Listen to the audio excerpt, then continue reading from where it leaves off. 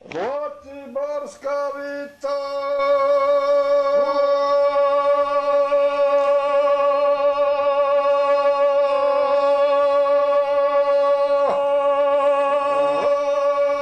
U vremenima kada medicina nije bila poznata i razvijena, ljudi su pribegavali narodnom lečenju. Osobe koje su lečile ljubomorno su čuvale svoje znanje i prenosile ga onima koje sami odaberu.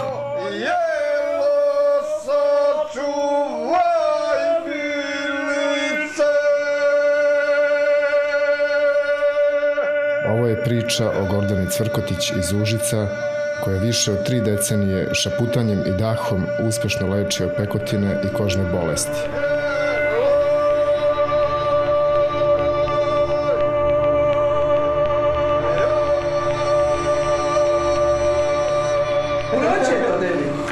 To subote, danas je četvrtak. Da sad ima, sada se otvara, da se otvore, da spada odmah. A vredi da dođem ja i popodne? Ne vredi. Možda dođeš, da mogu da ti uradim non stop da duvan, sad ne vredi. Pitam samo. Ne, nego ti kažem, doći ćeš ujutru. Dođi ujutru, odmah. Sad ti je oteklo, izašlo napolje, sad se ono smirio. Rekao sam da će ti biti oteklo. Držiš ti neku kafanu?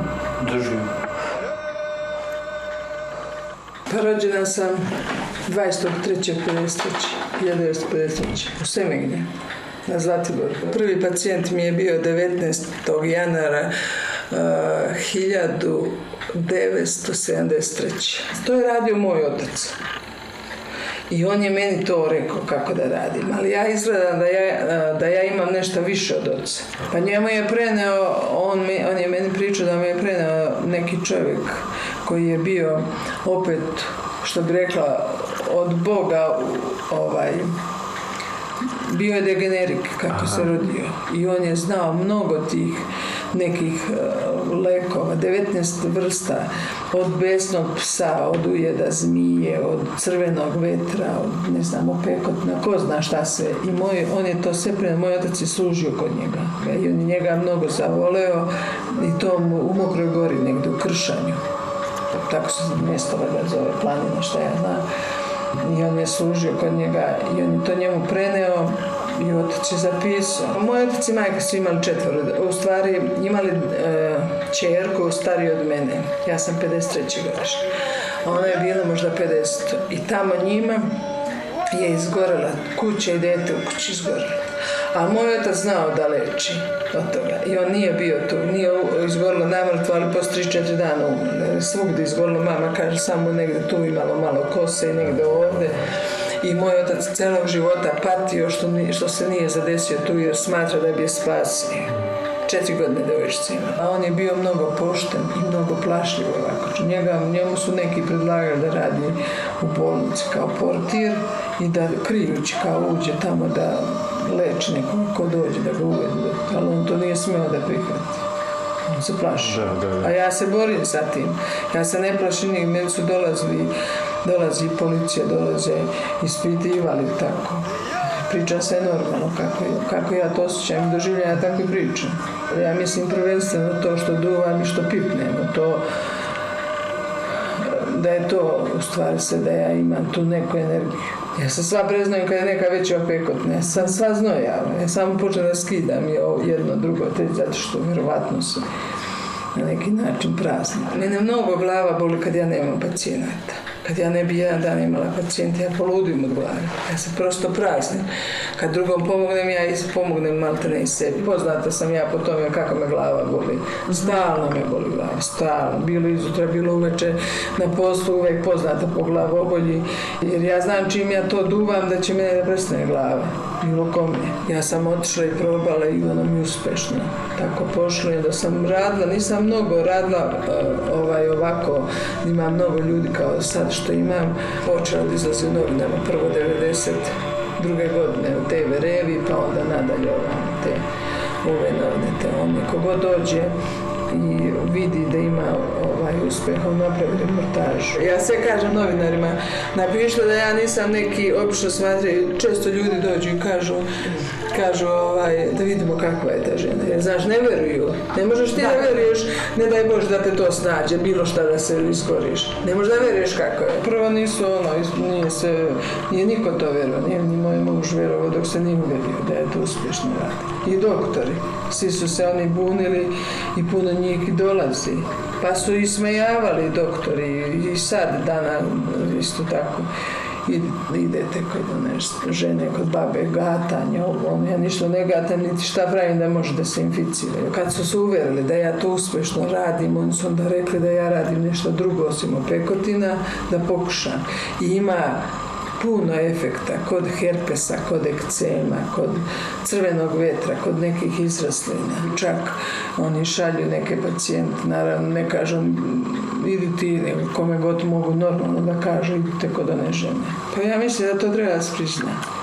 Mislim da je to mnogo dokazano. Ako ja mogu da pomognem, a nešto, neki doktor na tome istom nema, što se ne prizna taj moj rad. Imala problema, zabranjivali mi u firmi da primam, nisu verovali, pa onda svi kad su došli na red da im treba ta pomoć, oni su onda prečutili šefovi, direktori i upravnici, kako su se sve već zvali. Obično svi dolaze po nekoj preporuci.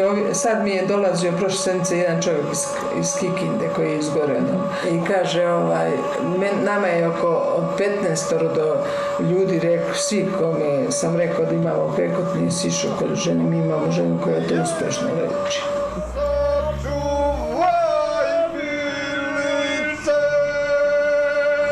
Štetiti je da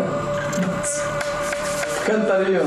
Samo maže kantarion, ništa neće ostati. Ja sam cijelu ruku izgledala odavde. Ovoliko mi je bilo, ko vijek na hleba. Ovoliki klip.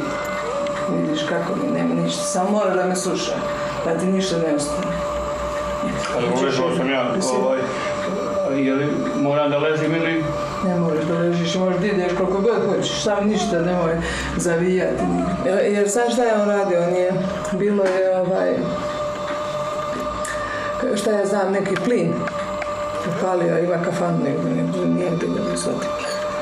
I onda onaj plin se zapao. I on ništa, ali sinak kada je došao, on samo trči ovako mu, ništa nema, samo spalilo. I ja mu kažem, teče to, ako nemoj da se uplašiš. Nećeš ti moći sutra da vođeš. On kaže, pa ništa mene ne boli. Ja kažem, teče ti oko i zato mi da sam kažem.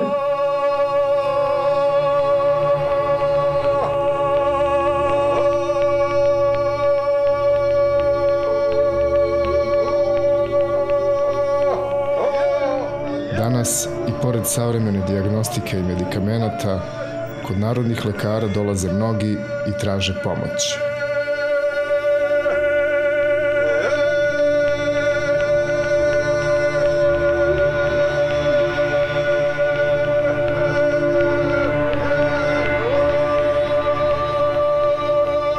Zovem Vitomir Bukić, iz Krive Reke sam, bavim se ugostiteljstvom i trgovinom, držim radnju u Čajetini, kafanu Muzej i prodavnicu Vitu. Prilikom punjenja i dopune etažnog grejanja desilo mi se da sam se opekao sa parom. Spalo mi je crevo sa vode od grejanja i para me je ispeklo. To se desilo negdje u nekom intervalu oko 2 i nešto i čuo sam da postoji jedna žena u Užicu. Povrijedio sam moju desnu stranu lica skroz. Pekotine su bile velikog stepena. Poboljšanje sam odmah osjetio čim mi je duvala u lice i pošto mi je rekla da će to da me otekne u noć, da se ništa ne bojim, da će to da prestane i sutradan izutra mi je stvarno oko se zatvorilo skroz i usta natekla. Posle podne, kad sam otišao drugi dan kod nje, ona mi je to zavačavala i uveče odmah mi je se povukao otok i ništa nije više ne bolilo. Posle treće terapije, kao što vidite, ništa mi se ne poznaje, niti ima kakve posljedice, niti sam vidim dobro, ništa mi se ne primećiva ni na licu i tako.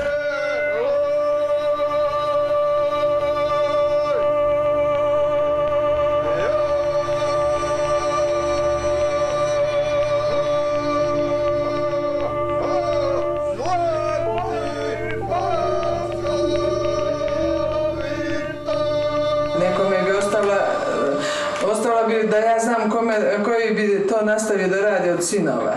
Jedan, ako ne, onda od nekome od unučadi. Da prenesi, što da ne ostane iza mene. A, u dogodinu more,